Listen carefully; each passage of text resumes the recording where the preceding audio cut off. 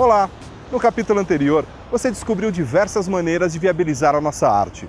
Hoje, vamos discutir o papel da cultura na formação do cidadão.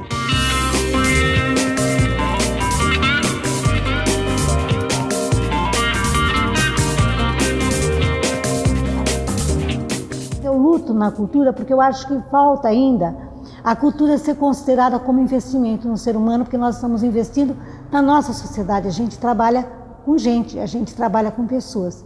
E isso deve ser encarado como investimento. E que as pessoas passem a olhar a cultura como um elemento formador mesmo, que forma a criança. Porque todo mundo tem que preservar a sua história, né? O que nós somos hoje? Nós somos o que nós construímos e o legado que nós temos dos nossos antepassados. E eu luto muito para que a população da minha cidade, ela se aproprie da sua identidade cultural, o que ela não faz. Eu acredito que o papel da cultura é que ele venha o mais cedo possível, né? Que ele venha no crescimento da criança desde lá do bebê, né? Do engatinhar, assim. Se não for possível, que ela chegue em algum momento na vida dessa criança, desse adolescente, porque ela transforma. Ela mostra o belo, mas não só na forma de, não só como um atrativo, porque a arte em si, principalmente o circo, né? É uma arte que atrai. Então, pelo belo, você pega a criança, o adolescente por ali. Depois que ela está ali dentro, vem a disciplina, vem sim um pouquinho do rigor, vem a questão do diálogo, do entender, que através daquilo ali você desenvolve outras questões.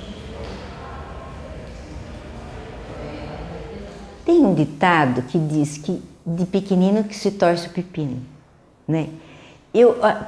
Trabalhando com criança bem pequena, eu vou formando, é como se fosse uma escultura que eu estou fazendo. Eu estou formando o caráter da pessoa. Se a professora da escola pegar essa criança, pegar o adolescente, levar para ver uma peça de teatro, ela vai ter um ponto de referência. De outro lado, se a sociedade familiar, a casa, o lar, houver um incentivo do pai, da mãe, de um irmão, de uma tia, todos nós somos responsáveis pela formação daquele indivíduo que vai se tornar aquela criança. E a formação de uma criança é composta por inúmeros fatores, e entre eles, e de forma atuante e significativa, com a cultura. Inclusive, eu posso até citar um artista plástico que aos 18 anos foi visitar um museu, saiu, ele era pedreiro, ele saiu, sentou-se no banco, chorou de tanta emoção por ter vivenciado aquela beleza plástica do museu, e naquele instante ele já desenhava, obviamente, mas ele era pedreiro. Ele optou por ser artista e por trabalhar, por estudar, por exercer a profissão de artista plástico dentro da área de pintura. Este artista é Sarro, hoje reconhecido mundialmente. Então a cultura é um agente modificador, sim. Ele tem influência, sim. Nós só precisamos de uma estrutura um pouco mais sedimentada, né?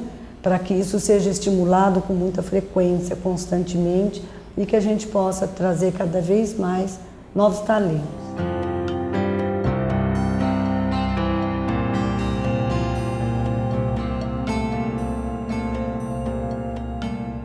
Há tempos, cultura e educação caminham juntas na formação humana. Essa estreita relação revela um rico aprendizado, onde sábio é aquele que faz dessa oportunidade um lema.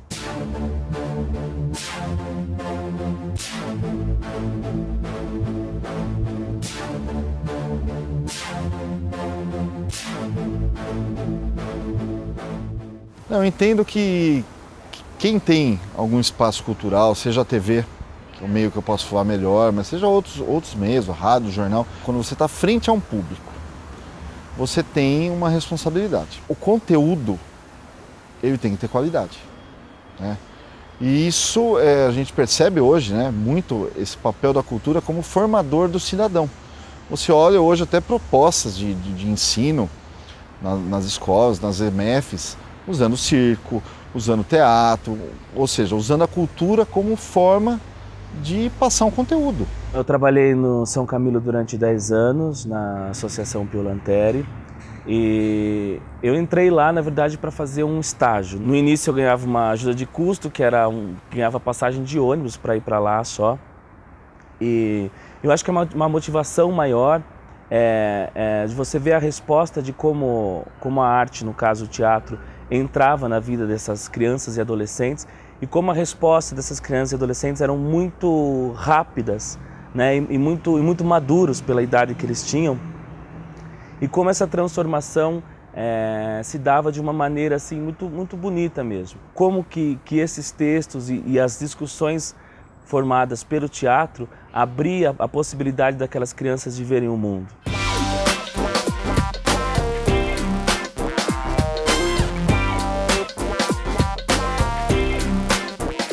Tudo que é novo assusta, né? Então, assim, quando a Secretaria de Educação conta com a gente para fazer uma atividade dentro de uma escola, como a contação de causos, o catira, né, as cantigas dentro das escolas, há 3 anos atrás parecia uma coisa meio estranha, né?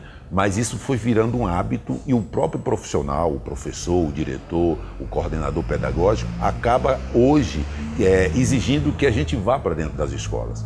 E aí acontece uma coisa que na sociedade brasileira não é comum, né? Infelizmente, que é assim, a ação cultural ela tem que estar junto, num paralelo com a ação educativa. Eu tenho um projeto aqui no meu espaço, na minha escola, que chama Arte que Educa, né? Com a pastoral aqui da Igreja Santo Antônio.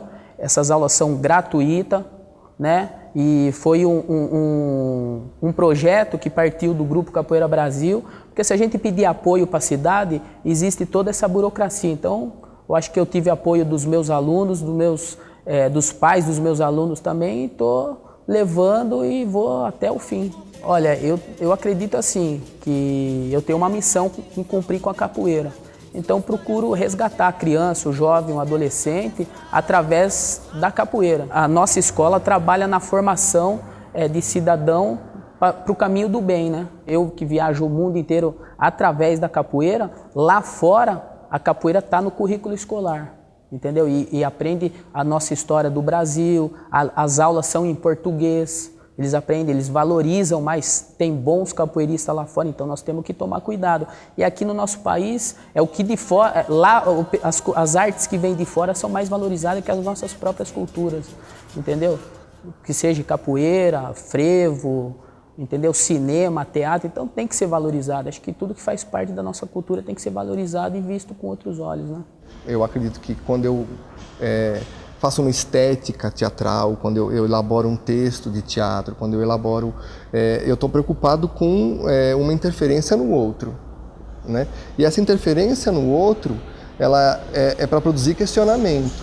Então, esse questionamento me leva a ver coisas de formas diferentes, né?